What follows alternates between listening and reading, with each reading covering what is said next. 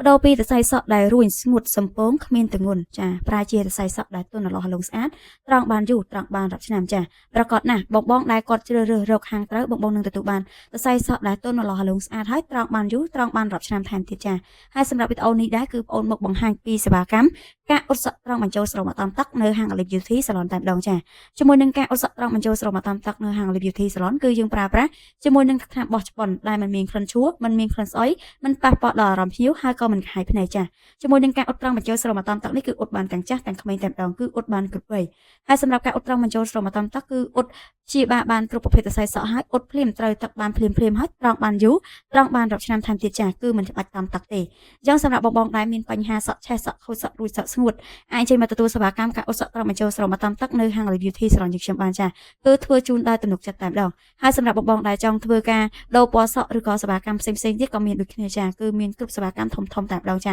សម្រាប់ព័ត៌មានលម្អិតបងអាចធ្វើការឆាតចូលពេកឬក៏ជើញមកដល់ទីតាំងផ្ទាល់ក៏បានដែរគឺនៅផ្សារដេម៉ុចផ្លូវ134ផ្ទះ74 អឺស្រោចាអរគុណច្រើន